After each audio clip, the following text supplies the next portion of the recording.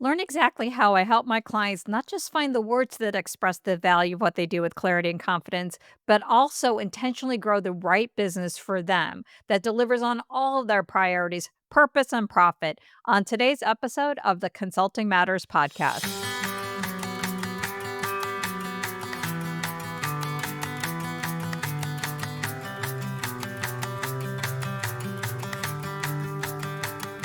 And welcome to the Consulting Matters podcast. This is the show for purpose driven consultants and coaches who are ready to own the power of what they do and position themselves for greater impact and income. I'm your host, Betsy Jordan, and I am both a business mentor and a brand messaging and positioning strategist. You can find out about all the things I do to help my clients turn the best of their careers into thriving businesses that they actually love on my website at www.betsyjordan.com. Don't forget, Betsy Jordan, the Jordan is with a Y. So, today, what we're doing is I'm continuing my series on the power of brand messaging specifically for consultants and coaches. So, if you've missed the last couple episodes, what I've done is I've talked about how to tell if you have a brand messaging problem and why it's absolutely in your best interest to fix it.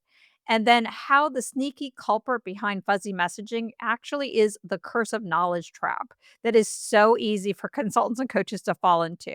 So if you missed those episodes, you definitely want to go back and listen.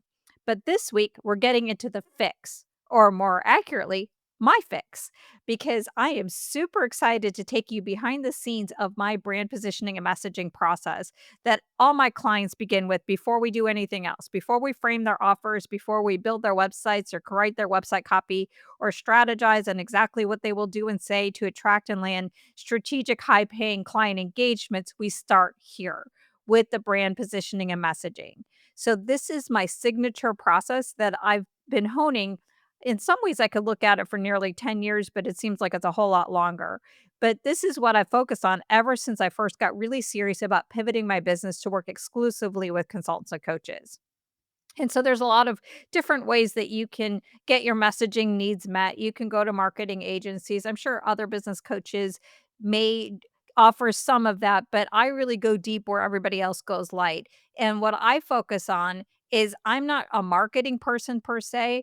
Everything that I do is grounded in my 30 years in the consulting and coaching industry. So it's all about how to position you for the clients that you want. And I get the clients that you want because I've spent all of this time in our industry and I also get you. But the other thing about my process is it's customized for consultants and coaches who are at that midlife, mid-career pivot. You know, most consultants and coaches don't really pick consulting and coaching as a first career. It's usually a second career or third career. And so what my process is also to help you navigate, inflection points where you're at different crossroads in your business. So whether you're starting your first business, building something of your own after relying on referrals and subcontracting or pivoting your focus. What I do is I help you make sure that your messaging matches with where you're at or what you want in the next phase of your career or your business. So if you are in that in between space, where you're ready for more, but your messaging just hasn't caught up, this episode is for you. And to get the most value out of this episode, if you haven't done this yet, download my free messaging guide on my website. So head on over to www.betsyjordan.com/confused hyphen to hyphen confident. And this is a guide that I'm not going to only be focusing on what's in that guide, but I'll definitely be touching on parts of those guides throughout the whole episode. So it'll be definitely something for you to have with you to reinforce what you're learning here. And if you don't have the guide, make sure you grab a notebook, a pen, and without further ado, let's dive in to the steps that I take my clients through to help them to go from confused to confident. So, number one, the first step I do is really establish our partnership. So, I didn't realize that this was actually a step in my process. I was working on this episode when I had a client come to me and she was sharing her frustration and her concern that her clients weren't following through on all the actions that they agreed to in the coaching session. So she was worried that it was going to hurt her track record and referrals.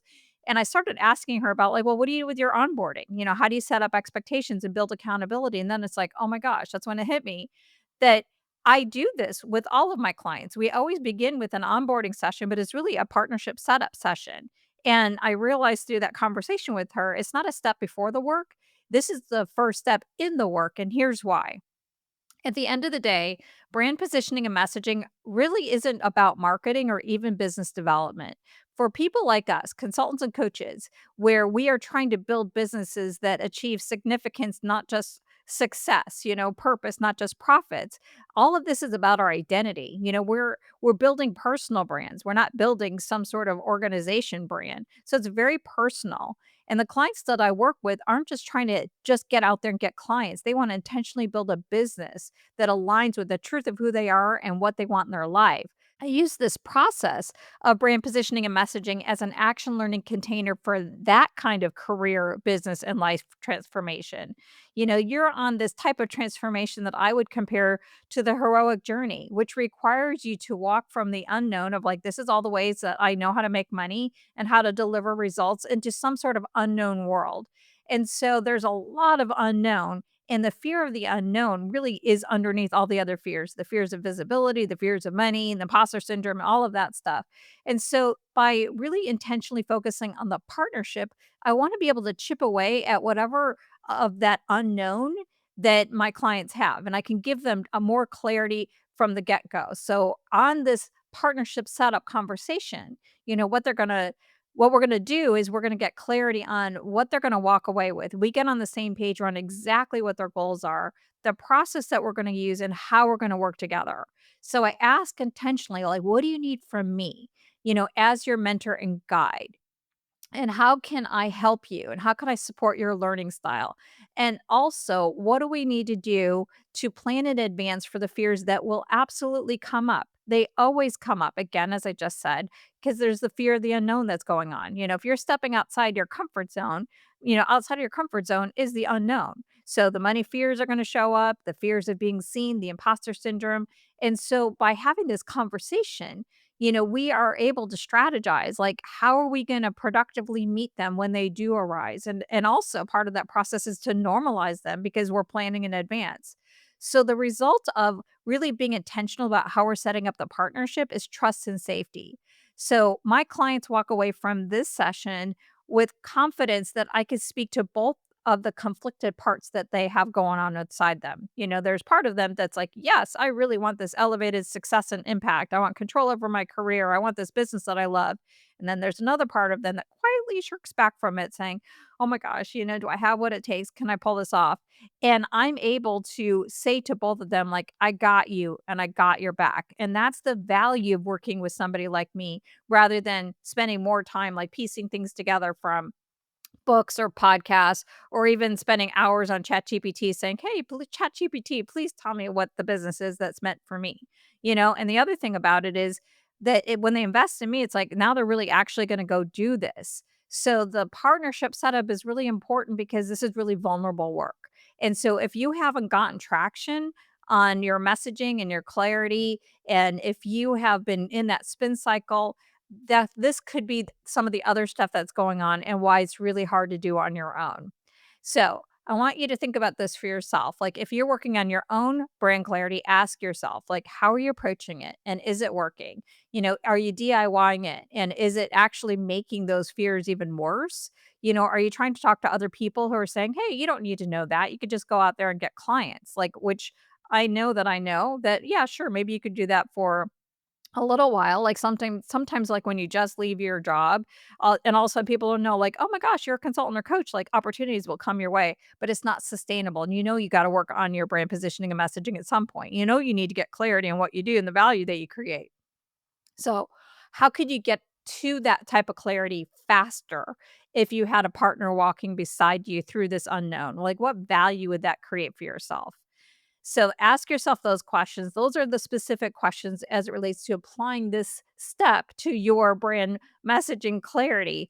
But the thing is that I can't help myself because I'm also a business mentor, not just a brand positioning strategist. So I want to speak to those of you who might find yourself in the similar struggle as my client who revealed to her the challenges of like, hey, I'm doing all these coaching sessions and the client says, yes, this is what they're going to do, but they don't follow through. I want you to think about if you're in that same boat, what are you doing to establish the partnership with your clients on the front end of your work together? Are you making sure that both of you are on the same page with regards to the goals and the joint accountabilities, what you're going to do and what they need to do in order to create the results. So that's a big part of what I do in my onboarding is I also ask my clients, what do they need from me, but I also tell them this is what I need from you in order to get the results that you're looking for, or these are some of the things that my best clients agree to in order to get the results that you're looking for. So, if you're in that same boat as the client who came to me, who helped me realize that this is actually my step one, just think about how you can improve that. So that's it for step one. Let's get into step two. So, step two is what I call listen to your life. And honestly, I'm not exactly sure where this part of my process came from because it feels like I've been doing this forever. So here's some of the context around listen to your life as a terminology. When I left Disney back in 2007, I was at that midlife point where it's like, okay, I really wanna have, like, more control over my time, I want more control over my career, but there was other things that are going on for me at that midlife, like, it wasn't just about starting a business, and it wasn't even 100% for my kids, I really left Disney for the potential of achieving my potential, and so I was reading lots of books about that, and around that time I read this book by Parker Palmer, and if you haven't read any of his books, I would highly recommend him. But I read this one book called Let Your Life Speak, and there was this one line in his book that really brought to clarity of what I believed about purpose and that what I was intuitively doing with other people. Because I've always been this person that people come to when they're at some sort of career related crossroads, and I've always believed in like doing what you are. So this is the quote. He says, "Before you tell your life what you intend to do with it, listen for what it intends to do with you." And so this is what I really believed, and this is what I brought into my brand positioning and messaging process is that we really want to ground your business because the right business for you is going to emerge out of you, your story and your strengths. It's not something that's just like created by and for the market. Like if you just are always chasing the market, that's not necessarily sustainable. Just because like even like let's say some people back 2020, a lot of businesses were trying to figure out like how do we move our workforce and go more virtual. So it's like people might say, "Hey, I'm going to build that as a foundation of my business." And, a few years later, the market's saying, "Oh, no, we need to bring everybody back in the office." So, like if you build an expertise there and it's just based on the market, it's not really sustainable. So, when I started doing this branding work, this is really where I started. I didn't really have all of the official brand messaging kind of frameworks. I just started here. And I began with this idea of listening to your life. And over the years, it evolved into a really powerful first step and specific reflection inventory. So let me go through the inventories I take my clients through as part of listening to your life. So the first inventory is to uncover the expertise you want to build your business on. And you might think like, "Oh, well, it's obvious. I know exactly what I want to do." And I would say 9 times out of 10, my clients don't because something has changed that led them to wanna start their own consulting or coaching business. So there's 2 types of expertise we can use as the foundation of our business. So there's this formal expertise we gain from our formal education and paid experience that is on our resume. So this is easier to see. But then there's this hidden but just as valuable informal expertise we gain along the way. So this is very true, especially for people who wanna move into for coaching.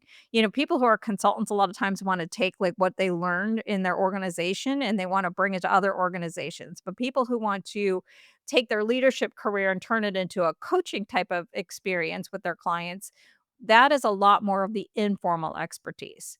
So you're going to hear next week from Pamela. She's one of my clients, and we had a lot of fun getting into really clarifying her informal expertise. So she was a real estate agent who became a coach. And so she was coaching a lot of people about what it means to be a real estate agent and how to achieve success as a real estate agent. But through the process, she discovered what does it look like to grow a coaching business, one that thrives, one that you have more control over. And so now she has this new expertise around business development for coaches. And so it was through this process, through this inventory that she realized like, yes, this is what I absolutely want to build my business on. The second one is the one I have the most fun with. I love the strengths. So we really focus on pinpointing your best at strengths. So we're not talking about what you're good at or what you're really better than most people at. It's what you're best at. It's like the zone of genius. So strengths are different than your expertise. So expertise is like it's a formal body of work that you've developed this mastery in. Strengths are how you apply that body of work. And so it's really about like our skills that will show up our I mean, not even necessarily skills. Like I don't even know why I said that. I think this is a lot of times we make the mistake where we compare our strengths to our skills, but these are strengths of what we do that comes so naturally to us and it's so marketable. Like for me, I didn't realize like my most marketable skills is my ability to frame ideas. Like I have this unique ability to sort and organize ideas into like these logical categories. And people have been coming to me throughout my entire career, especially when they're at the work related crossroads. No matter what I do, when I was an OD consultant, this is what I did. This is what made me a really good facilitator of meetings, a really good trusted advisor and sounding board for my clients. This is what I brought to the brand messaging and positioning work that I do now. So the thing about strengths is when you know you're in the zone of genius and somebody says, "Oh my gosh, you were so great at it." And you're like, nothing. It was just nothing." That's your zone of genius. So this is what happened with Corey and I when we were working through her process, her listen to life, her life inventories. And we were trying to identify her strengths. And we started getting into like, I think that what people are really saying is you have like this wisdom gifting, you have this ability to offer deep insight into complex situations. And first, she was like, "Well, duh, like, that's so obvious, like, that's such an easy thing," and it's like, "No, that's really unique to her," and so once she saw that, it's like, wow, like, that made her clear that she wanted to really build offers around being that trusted advisor and sounding board versus other ways that she could deliver her consulting or coaching, but that might be primary, and that's really how she wants to show up with her clients. So when you think about your strengths, they're really important because they do indicate, what types of products and services you would most want to offer and what other people would wanna buy. There's so many ways to deliver consulting and coaching, services. Like, you can do assessments, you can also, facilitate meetings like I mentioned. You could do lots of project management, you could do the one-on-one advisory work, and even in the one-on-one, there's nuances. Like, there's a difference between a mentor versus a coach versus an advisor. So, it really informs, like, how you wanna show up with your clients and what you wanna monetize. So, the second is the strengths. Now let's get into the third inventory, your stance inventory. And this is all about how your story and life experiences shape your unique consulting or coaching point of view. So what you believe about how your clients gets results is your stance. And so if we don't see our stance, we'll miss out part of the passion behind what we do and our differentiators. So I really got focused on the stance when I was working with Rochelle. So Rochelle was a meeting and event planner, and she was in the process of becoming a coach. And so when we were working through her messaging, we were getting stuck.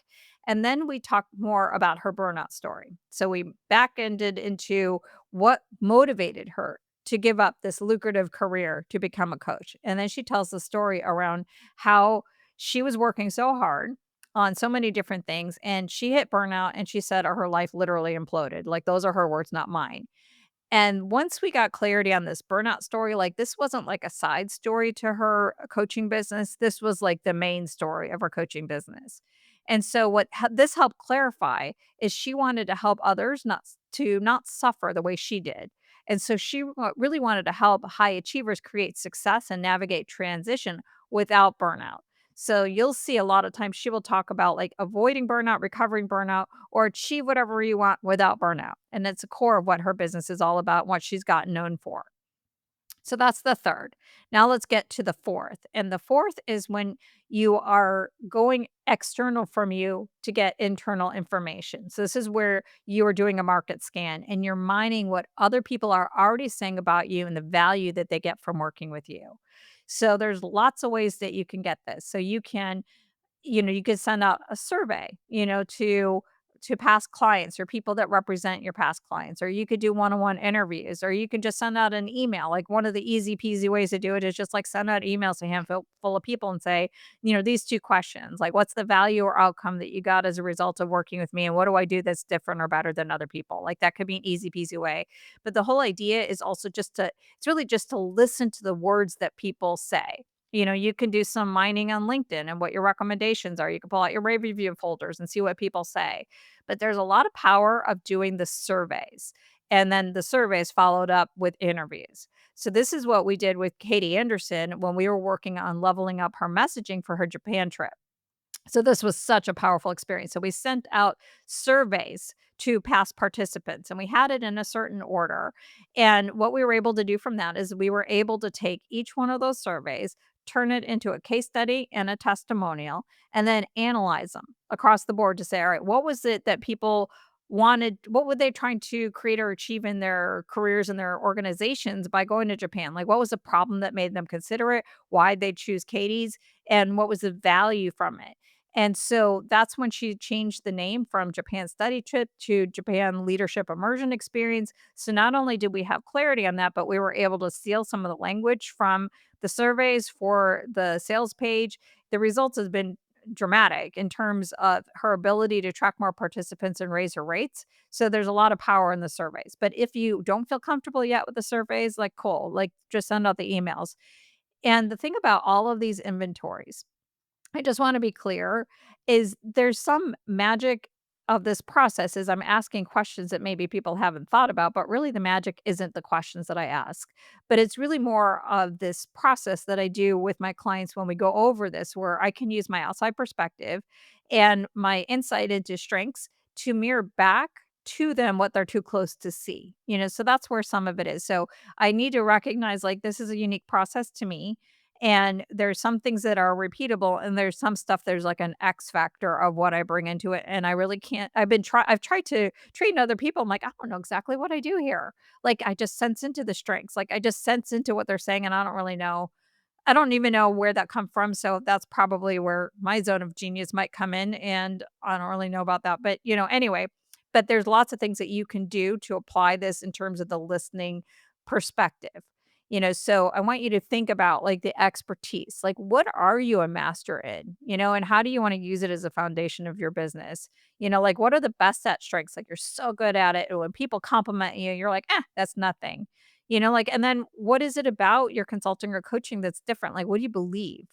And who's coming here and who's already coming to you for help? And what are they saying is the reason why? And if you don't have the answer to these questions or they're not clear, believe me, it's not because you're not gifted or that people don't want your help. It's just that nose to the window pane syndrome. You're just too close to see all of this clearly. So that's the problem here is that you're probably good at too many things and you could probably solve a lot of problems and it's really hard to refine it down. So that's step 2. So step 1 is our partnership setup. Step 2 is listening to your life. Step 3 is creating your ideal client archetype. And so what's exciting here is the pre-work is done. All the other those 2 steps were pre-work to get us ready for the real work of brand positioning, then messaging. So now's the time to grab that messaging guide that I mentioned that is on my website. Again, it's www.betsyjordan.com/confused-to-confident. We're gonna get into that guide now. So I wanna make sure we're on the same page around where your ideal client fits into the overall part of the brand positioning and messaging process. So, brand positioning is your strategy. Brand positioning is the unique space you own in the market and in the minds of your ideal clients. So, your brand positioning is the strategic focus for your business development. It defines your competitive advantage. It defines why you're the best choice for the clients you want to work with. Brand positioning is the strategy. Messaging is the words that you use to describe that brand positioning. And so, you need to define your brand positioning first in order for you to get to the messaging. So it's actually 2 separate things. You can't really jump to brand messaging without clarifying your brand positioning because what you're doing at that point is you're trying to figure out what you want to say at the same time you're trying to figure out how you want to say that. And it's 2 different parts of your brain and it's going to be impossible to move forward. So it's almost like put future you over here to say, future you is going to worry about what words you need to do to say what you do and the value of it that's gonna resonate with your clients, like, that's a future you problem. Today or right now, actually, all of this is today, but the current problem that you wanna solve in step 3, starting at step 3, is really your brand position, which is determined by, who is your ideal clients, which is really who do you help and the problems that you solve or the context for your help, what you do, and then what's the value or outcome your clients get from working with you? That is your brand position. And it's in that exact order. You begin first with who, then what. And so that's why your brand positioning work begins with crafting your ideal client archetype, who is a representation of your ideal client. So I get if I say, "Oh, I want you to create your ideal client," there's definitely gonna be resistance comes up, because this is a big shift of what you might be thinking about building your brand, where you might be thinking like, "I need to get super clear on what I do and then find people who want it," but it actually is the other way around. So your ideal client is not anyone who wants to hire a consultant or coach. I know you could work with tons of people and lots of people could have value from working with you, but you're not a fit for everyone and everyone's not a fit for you. Your ideal client is also not a list of just everybody who you worked with in the past because some people you got better results with than others. And your ideal client is not anyone who happens to call you and it's not an organization or company, that there's a person within the organization or company that will reach out to you. Your ideal client is actually the person who will look for and ultimately hire you. So if you are targeting your consulting or coaching business to an organization or company, you need to figure out who within that company is the person who's most likely to look for and hire you. Now, somebody might say, I want to work with CEOs. Like, awesome. But the chances are most CEOs do not go and look for a consultant or coach. They're gonna turn to somebody else in the organization who has more of the relevant knowledge and accountability, and that person's gonna go look for you. Your ideal client is the person you'd love to work with the most and who also is most likely to love working with you, and somebody who has a problem you're motivated to solve. So this is the person who sparks you to both compassion and action. One of the phrases I use with my clients all the time is if I had it all my way. If I had it all my way, who do I want to fill my pipeline in? Or if I had it on my way, who do I wanna fill my pipeline with? Like, that's part of the secret of your sustainable success. Part of it is to use your expertise and strengths that bring you joy, but a big part is working with people that move you to compassion and action. When you're working with people you love, you don't feel like you're working. I'm recording this on a Saturday, and I am not working technically, because I'm just sharing this information because I'm really passionate about my clients and I'm really excited about helping them. So your ideal client is somebody that you would love to help and who is you're motivated to jump in. What we're trying to establish with your ideal client is the relevant demographics. So it could be age, gender identity, role, line of business, company size, company industry. We're also trying to establish like what are their defining personality traits. Like it became really important when I was pivoting my business from consulting to working with individuals that yes, I could identify that I want to work with consultants and coaches, but I also got clear that I really wanted to work with strategic, intentional, purpose-driven consultants and coaches. That's a different kind of psychology of somebody who's intentional and purpose-driven and strategic, and they're looking for sustainable success versus somebody, who's competitive and there are like they are looking to make $1 million as consulting and coaching. Like that's a very different person. And then the other thing that you're looking for that's the most important, it's almost like the big bogey that's out there, like the $1 million question, like what's the context for your help? So the context for your help is equally as important. It's like who you want to help, but what problem you want to solve. What is it that they're trying to achieve? And what's in their way? You really want to understand the context. You think about like all great branding is there's a context. Like if you want to create magical memories with your family, there's nowhere else that you would go than going to Walt Disney World. If your nose was runny, you wouldn't just like grab anything. You'd grab a Kleenex because there's a relationship that has been forged in the marketplace between a client and a problem, which is the context, and you. So you really want to forge that connection. And you've done your ideal client well is when it can pass what I would call the Lin-Manuel Miranda test. I love Lin-Manuel Miranda. He creates characters like nobody else. I love Hamilton. I've been obsessed with it for years. And it's because he was able to create really rich detail about that particular character. So, can he write his next Hamilton based on your ideal client archetype? Big test I use with my clients to know that we've landed it or not is when I can clearly see who I'd refer my clients to and when. Like if I can't visualize like anybody that I would introduce them to, then it's not clear enough because if I can't see it, they can't see it, then your referral network won't be able to see it. So it's one thing to say, "Hey, I want to be able to get referrals," and if you're just waiting on referrals from past clients, like that's not a big rich well to go from. You wanna be able to have all of your Nexus people being able to refer other people to you, and if you're not clear, they're not gonna be clear. The other thing that you would know if you've done this work well is that you know exactly what networking events you should prioritize or who you target in an ad or a LinkedIn search. Like if you're going to a big networking event and everybody's in a bunch of little rooms and you only have like 5 minutes to connect with as many people as you want, what room would you go into? And if you've gotten behind like generic messaging, like or generic ideas around who you help, like leaders or business owners or men or women, where you could be specific, where you could really articulate, at least one defining attribute, who they are, what they want, and what's in their way. Maybe you say something like, I help high achieving women in the sports industry who want to break in the executive ranks but aren't getting a second glance when applying for executive roles or don't have a serious versus a ceremonial position in the succession plan. Or I help visionary tech startup founders who want to scale and sell their businesses and they know all about building tech products, but they don't know how to build the business underneath the business that attracts investors and buyers. Or maybe it's for accomplished and intentional mid career professionals who want to leave their 9 to 5 and start their own consulting or coaching business but they're stuck because they lack clarity and confidence on how their vast experience translates into a monetizable business model. High achieving women over 40 who've achieved tremendous success at work but not in love. Dual income professional parents of young children who want the best for their children, their families, and their careers, but they struggle with not knowing how to handle challenging behavior issues. Like you could see this this level of detail. Like I can imagine if somebody came up to you and they explained that this is who they help with that kind of detail, you know who to refer them to. So that's what we want to get to.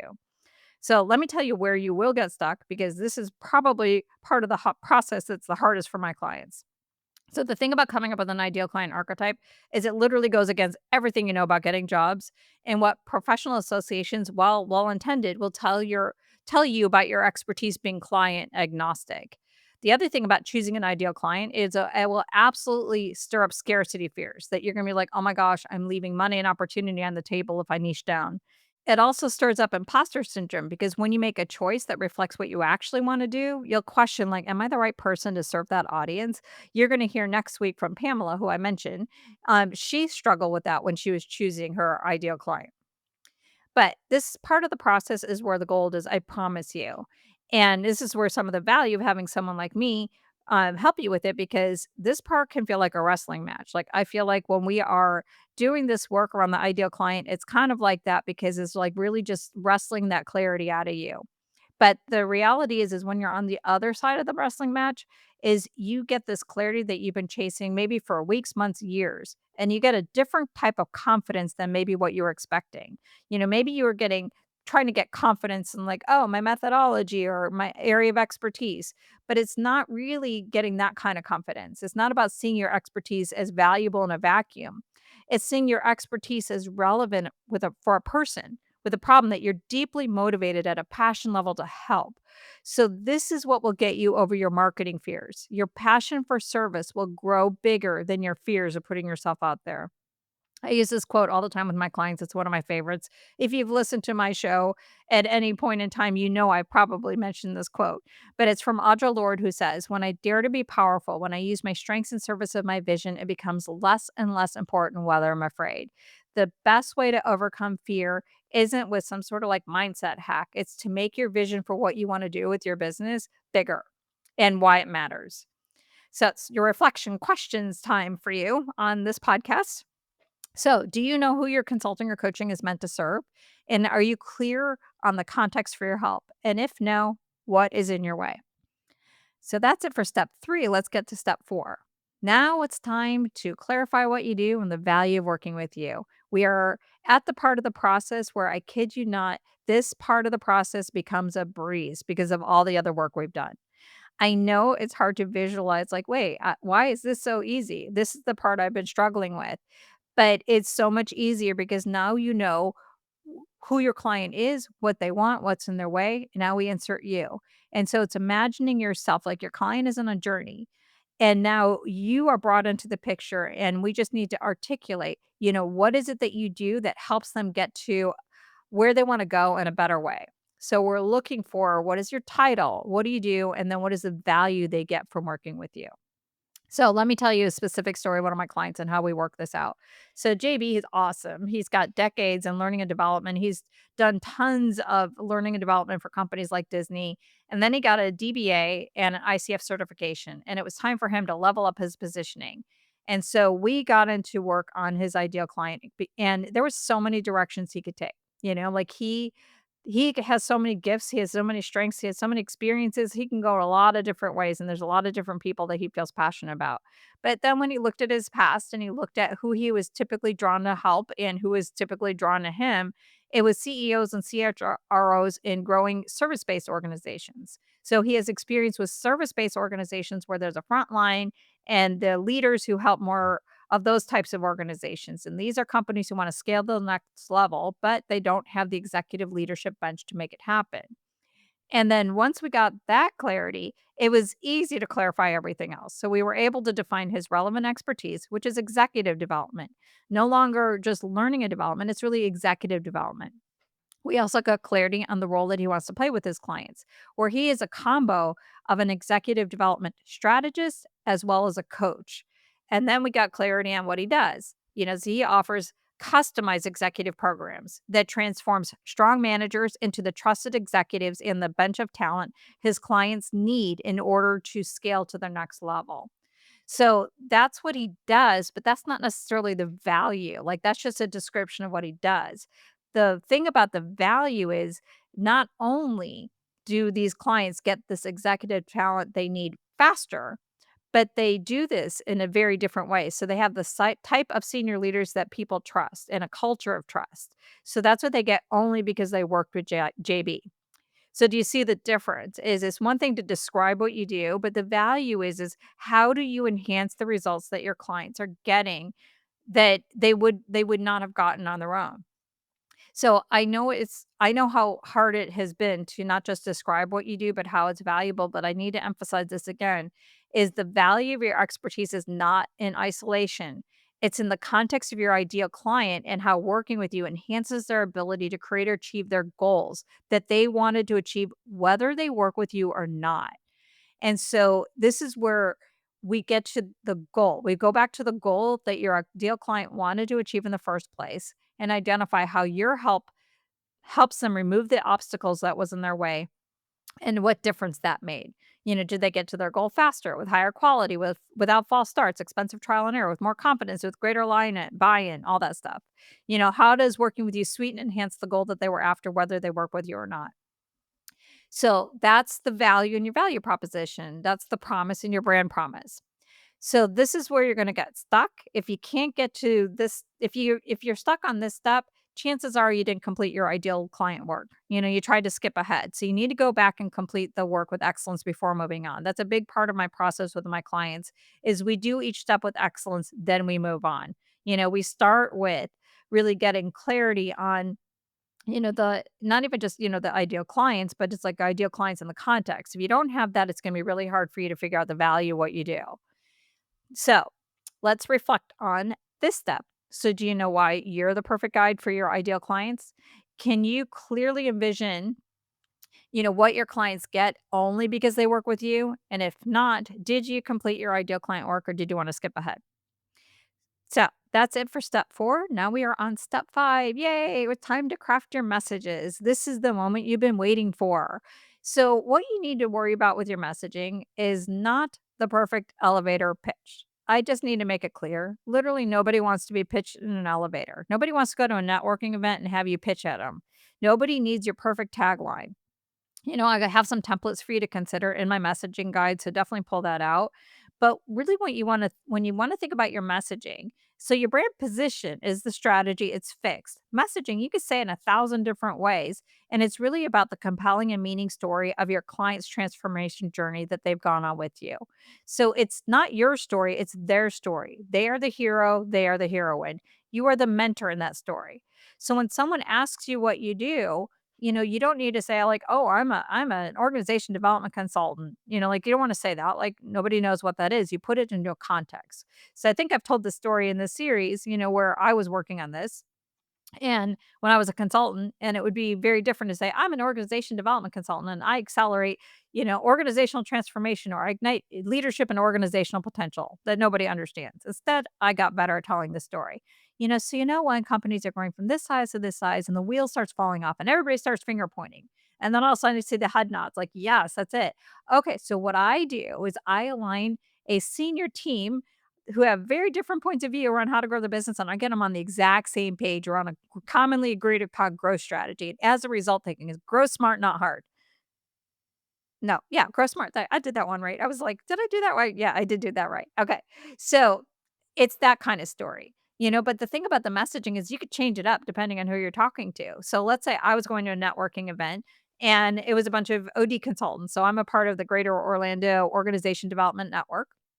So I can go into that networking event and somebody asks me what I do, and I could say, like, when OD consultants who really want to enhance, leaderships and organizational cultures, and they have like a really powerful mission, and they just don't know how to say that in a way that resonates with the clients that they want. So they kind of get stuck in tactical transactional work, when they really want the more strategic work. Then I would wait for the head nods. I'm like, okay, well, what I do is, and then I would talk about like I help them ditch the corporate speak and find the words to describe the value of what they do in a way that executives get and will leads them to want to work with them and take their advice or something like that. But if I were going into a different networking event, so let's say it was all women entrepreneurs, and I might say it very different. Like, so these are entrepreneurs. So, like, when somebody has like, like they're really, really great at what they do, but when it comes to translating it in a way that their clients get, they get stuck, they get stalled, they get into that no deer in the headlights kind of thing. I might say it like that, so it depends on where you go. You could switch it. If you're at a Christmas party and the person you're talking to, has no context, so you might be a little bit more like try to connect it to their world. Like, so this is the beauty of messaging. You could change it for wherever you are for the audience. And that's why it's so powerful to get clarity on what you wanna convey, which is your brand positioning. Your messaging is all the different ways that you convey it. But the key here is that you just want to start telling the story. You don't wanna tell it in bullet points. You wanna engage people in the story because people are storytelling creatures. Like, we are, in our essence, in our DNA, storytellers. Like, we try to create pictures in our mind when people are talking, and when the picture's not clear, we tune out. But if you can paint that picture and of all the three parts of like, which is your ideal client, what I do is, and then the value, the most important thing that you need to focus on is just painting that picture of your ideal client. Because once you get that, the person is hooked. It's like, I know exactly who I want to introduce you to, or you have your ideal client. You're going to hear from Brad on the show in a couple weeks, his one of my clients, and we worked on this and it was really powerful. So we got through his brand positioning and that took a while and he was struggling a lot with his ideal client. And then he went to a client situation like right after that. He's like, yeah, I'm going to go ahead and try this script, see how it goes. And he starts describing his ideal client. And the person who was sitting there, he's like, you know what? I know I am exactly the person that you're talking about, and I know 50 other people who I could introduce you to. And it was like, bam, that's the value. Like, game over. And that's why it's so powerful. So, what I encourage you to do is grab that guide and write out your script and just try it out. Like try it out when you're at the grocery store and you run into a friend who's like, "Oh my god, I haven't seen you in a while. What are you up to?" Like just try it out, see how it works, in the low risk opportunities. And just keep practicing it. And this is one of the things that I offer for my clients we have, when we wind up in mastermind groups is we do practice sessions on these things because it's really practice that makes perfect. Because if you can go in the flow and you're really clear on what you want to convey, and you could just be in the moment with your particular clients and explain what you do in a way that resonates with them, like that's when this all makes the biggest difference. So that's it for this phase of the work. So we have completed brand positioning and messaging. This work is done. Yay. But it's not the only step that you need to create thriving business. It's the first step. It gives you focus for everything that's next. So you need to also use this brand positioning and messaging to help you be clear on how you want to frame and price your core offers. You need to get your website done. You need to write website copy that's compelling and motivates action. You need to build your marketing and sales system, all those other things. Like there's a lot more that goes into building the thriving business, but this is the foundation. This is the starting point. So let me recap what is essentially what I would call my inside out brand building process or brand strategy process that leads to the clarity and confidence in what you do, the compelling messages that resonate with the clients that you're meant to serve, so that people are leaning in and not tuning out when you're talking about what you do, and an intentionally designed business that's set up for accelerated and sustained success and the one that's right for you, the one that reflects your unique consulting or coaching business strengths, passions, all that kind of stuff. This is what this is what we went over. Number 1, start with creating a growth container that matches the type of career and business transformation in the Number 1, start with creating a growth container that matches the type of career and business transformation you're in the middle of. So you need to build a partnership with somebody if you don't want to do it on your own. One of the big reasons why I decided to make my first step in this process for this episode to be about establishing my partnership with my clients is the majority of the time, the driving need to work on messaging isn't just about getting better results from what you're already doing to get clients. It's usually a signal that something's changed. Either you're in the process of just getting started, building something of your own, pivoting focus, just ready to level up, and your foundational brand messaging and positioning aren't matching to where you want to go now. It might be connected to what you've done in the past version of your career, but it's not related to where you want to go. So it's a signal that something bigger is going on.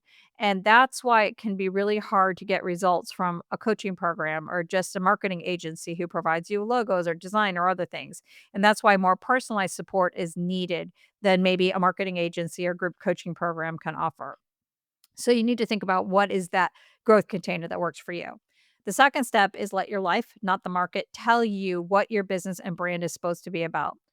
The real secret to sustainable success is to build a business that you actually love, not the should you ought to business that you might think is safer or more logical. What's not logical is to invest time and money in a business that you don't love. It literally takes the same amount of money and time to build an off purpose business versus an on purpose business. The marketing and sales tactics are exactly the same. The only difference is your passion or the lack thereof. And the clients that you're gonna try to land will feel it or they won't feel it, and believe me, they're gonna be harder to convert and get results with. Number 3, before you work on your messaging, you have to land the plane on your brand positioning strategy. You cannot create compelling messages about the powerful story of transformations your clients get because of working with you unless you know what that story is all about. And that begins with putting the spotlight on the hero or heroine of your consulting or coaching story and brand, which is your clients, not you. Your brand position and your most compelling messages will reveal themselves to you once you get out of your head and get into the head and hearts of the clients that you're meant to serve. Number 4, when the clouds part about your ideal client, what you do and why you're the perfect guide for your clients will appear. When you see the journey that your clients are already on and then insert yourself in that journey, it will be obvious on how you help them get to where they want to go faster with better results, with greater confidence, alignment, and with less stress, overwhelm, expensive trial and error, or more. You'll see how you accelerate and expand what your clients can do now, what they can create or achieve now, not because they worked with any other consultant or coach, but you. And then number 5, with your brand positioning clear, you're now going to be able to find the words that tell the story of your client's transformation journey that the people that you're talking to can either see themselves in or see other people that they know in. So as a next step, here's what I would love you to do. Not for my reasons, but for yours. I invite you to read the stories of the clients that I've helped.